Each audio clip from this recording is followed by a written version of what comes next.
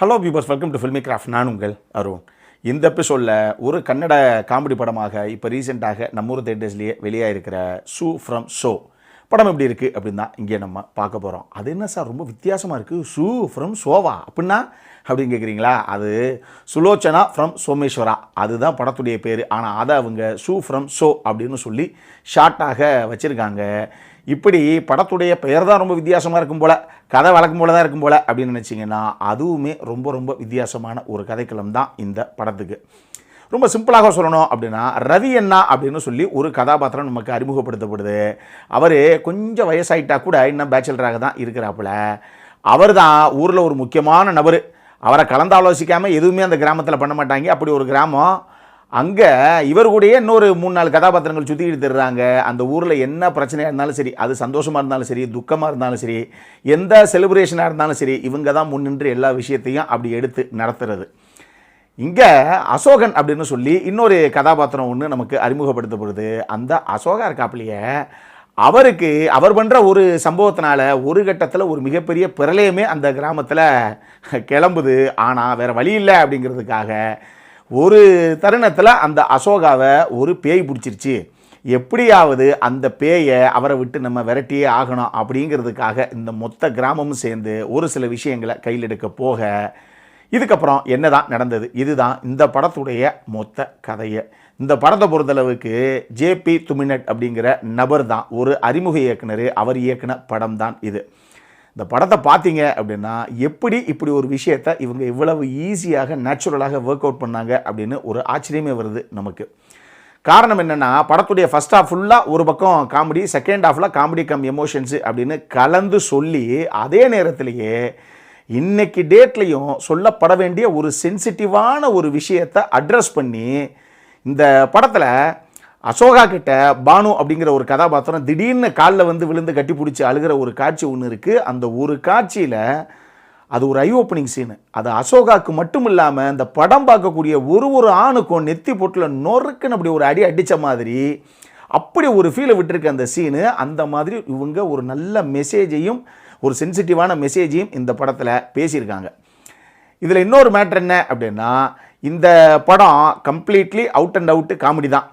Horror comedy அப்படி நீங்கள் வச்சுக்கலாம். ஆனால் காமெடி அப்படிங்கிறது எப்பயும் சப்ஜெக்டிவ் தான். எல்லாத்துக்கும் ஒரே மாதிரி ஒர்க் அவுட் ஆகும் ஆகாது அப்படின்லாம் கிடையாது. சில பேர்த்துக்கு ஒர்க் அவுட் ஆகிற சீனு இன்னும் சில பேர்த்துக்கு ஒர்க் அவுட் ஆகாது. அதனால் அது சப்ஜெக்டிவ் தான். எனக்கு இந்த படத்தில் காமெடி அப்படிங்கிறது ஒரு 70-30 அப்படிங்கிற ரேஷியோவில் நான் சொல்லுவேன். எனக்கு ஒரு 70% ஒர்க் அவுட் ஆச்சு, ஒரு 30% பெருசாக ஒர்க் அவுட் ஆகலை அப்படின்னு வச்சுக்கோங்களேன். அதனால் எனக்கு இந்த அளவில் ஆச்சு, உங்களுக்கு எந்த அளவுக்கு ஆகும் அப்படிங்கிறது நீங்கள் படத்தை போய் பார்த்து தான் தெரிஞ்சுக்கணும். ஆனாலும் இந்த காமெடியாக ஒரு சில சீன்ஸ் எனக்கு ஒர்க் அவுட் ஆகலை சார் அப்படிங்கிறத விட, இந்த படத்துடைய செகண்ட் ஹாஃபில் இவங்க ஒரு பக்கம் காமெடியாக போயிட்டு இன்னொரு பக்கம் எமோஷனலாக எப்படி ஒரு விஷயத்தை அதே நேரத்தில் அட் அ டைமில் இவங்க எக்ஸிபிட் பண்ணாங்க அப்படிங்கிற அந்த மேட்ரு தான் இந்த படத்தை மிகப்பெரிய அளவில் தாங்கி பிடிச்சிது அப்படின்னு நான் சொல்லுவேன். அதுவும் குறிப்பாக அந்த கிளைமேக்ஸ் சீக்வன்ஸ் எல்லாம் செம்மையான ஒரு சீக்வன்ஸு இந்த படத்துக்கு. படத்தில் குறிப்பிட்ட கதாபாத்திரங்கள் அப்படிங்கிறது ஒரு 4-5 கதாபாத்திரங்கள் மேக்ஸிமம் சொல்லலாம்னு வச்சுங்களேன். அதுலேயும் முக்கியமான கதாபாத்திரங்கள்லாம் 3 தான். ஷனில் கௌதம், அவர் தான் அந்த ரவி அண்ணா அப்படிங்கிற கேரக்டர் பண்ணவர். இந்த படத்துடைய இயக்குனரான ஜேபி துமினட், அவர் தான் அந்த அசோகாவா பண்ணவர். சந்தியா தான் பானுங்கிற அந்த கேரக்டரை பண்ணியிருப்பாங்க. இது போக நம்ம ராஜ் பி ஷெட்டி, அவர் தான் ஒரு ப்ரொடியூசரும் கூட. அவர் இந்த படத்தில் குருஜின்னு சொல்லி ஒரு கதாபாத்திரத்தை பண்ணியிருப்பாப்புல. அவர் உள்ளே வர்ற முதல் சீன்லேருந்தே படம் அடுத்த கட்டத்துக்கு எலிவேட் ஆகி காமெடியில் வேறு மாதிரி தெரிக்கும்னு வச்சுக்கோங்களேன். அவர் வர்ற சீக்வன்ஸ் எல்லாமே அட்டகாசமாக புல் ஆஃப் பண்ணியிருப்பாப்புல அவருமே. இது போக பிரகாஷ் துமினட் ஆகட்டும், தீபக் ராய் பனஜி அவராகட்டும்னு சொல்லி ஆர்டிஸ்ட் எக்கச்சக்கமான பேர். ஏன் எப்பெல்லாம் சின்ன சான்ஸு சின்ன சம்பவம் பண்ணுறது கிடைக்குதோ, ஸ்க்ரீனுக்குள்ளே வர்ற கேரக்டர்லாம் அவன் டக்குன்னு ஒரு டைமிங் காமெடி டெலிவரியை போட்டு தெரிச்சு ஓடிவாங்க ஆளுக்கு ஒரு பக்கம். அந்த மாதிரி எக்கச்சக்கமான ஆர்டிஸ்ட்டு அவங்கவுங்க சப்போர்ட்டிங் காஸ்ட்லேயுமே கொடுத்தது ரொம்ப நீட்டாக பண்ணியிருக்காங்க. சந்திரசேகருடைய சினிமோட்டோகிராஃபி தான் இந்த கிராமத்தையும் சரி, அந்த கிராமத்து மக்களுடைய வாழ்வியலையும் சரி அந்தளவுக்கு அழகாக கண்ணு முன்னாடி கொண்டு வந்து நிறுத்தி இந்த படம் பார்க்குறதுக்கு இதுதான் ஒரு மூடுன்னு ஒரு கிளியர் கட்டான மூடை செட் அவுட் பண்ணுது. ஈவன் சந்தீப் துளசிதாஸுடைய பேக்ரவுண்ட் ஸ்கோரிங்குமே இந்த கதைக்கு என்ன தேவையோ அது நீட்டாக விட்டுச்சு அப்படின்னு நான் சொல்லுவேன். குறிப்பாக அந்த டுவர்ட்ஸ் கிளைமேக்ஸில் இருக்கக்கூடிய அந்த போர்ஷன்ஸ் எல்லாமே ரொம்ப நல்லா இருந்தது. இந்த படத்தில் இப்போ எல்லாமே சூப்பராக இருக்கா அப்படின்னு கேட்டிங்கன்னா, நான் ஏற்கனவே சொன்னேன் இந்த 70-30 தான் காமெடி ஒர்க் அவுட் ஆச்சுன்னு. எனக்கு ஒரு சில இடங்களில் காமெடி பெருசாக ஒர்க் அவுட் ஆகலை.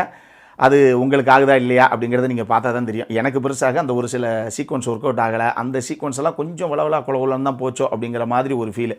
ஈவன் இந்த கதைக்களம் ஆரம்பித்ததே கூட முதல்ல ஒரு 15 மினிட்ஸு ஓகோன்னுலாம் சொல்ல முடியாது, இருக்குது காமெடியெல்லாம், பட் அவ்வளோ பெருசாக இல்லை அப்படிங்கிற மாதிரி ஒரு ஃபீலை அந்த இடம் தான் எனக்கு பெருசாக விட்டது. இந்த ஃபீல் உங்களுக்கு வரலாம். ஒன்ஸு கதைக்களம் கதாபாத்திரங்கள் எல்லாம் எஸ்டாப்ளிஷ் பண்ணி என்னதான் நடக்குது, எதை நோக்கி தான் அந்த கதை நகருதுங்கிற விஷயம் நமக்கு ரொம்ப கிளியராக புரிய ஆரம்பித்ததுக்கப்புறம் இவங்க அடிக்கிற அந்த கூத்து குமாலங்களோட சேர்ந்து படம் சட்டுன்னு அங்கேருந்து பறந்துருது பஞ்சா. ஆனால் அந்த ஸ்டார்டிங் ஒரு 25 நிமிஷம் அரை மணி நேரம் உங்களுக்கு கொஞ்சம் ஸ்லோவாக போகிற மாதிரி ஒரு ஃபீலை கொடுக்கலாம். முதல்ல நான் உங்களுக்கு சொல்லிட்டேன். அடல்காரண்டை பொறுத்தளவுக்கு இந்த படத்தில் எதுவுமே கிடையாது. தாராளமாக நீங்கள் ஃபேமிலியோடு போய் பார்க்கணும் அப்படின்னா பார்க்கலாம். இந்த படம் தமிழ் டப்பிங்கில் அவைலபிளாக இல்லை. எப்போ பார்த்தாலும் அதை வேறு சொல்லுங்கிறீங்க, அதனால் இந்த படத்துக்கு சொல்கிறேன். தமிழ் டப்பிங்கில் இந்த படம் கிடையாது, கன்னடத்தில் தான் இருக்கும். வித் இங்கிலீஷ் சப்டைட்டில்ஸோட நம்ம ஊர் தேட்டர்ஸில் அவைலபிளாக இருக்குது. என்கிட்ட கேட்டிங்கன்னா டெஃபினட்டாக நீங்கள் ஒரு தடவை போய் பார்க்கலாம். அந்தளவுக்கு ஒரு நல்ல வாட்ச் தான் இந்த படம். இதே மாதிரி இன்னொரு வீடியோவோட அடுத்த முறை உங்களை சந்திக்கிற வரைக்கும் இட்ஸ் அருண் சைனிங் ஆஃப்.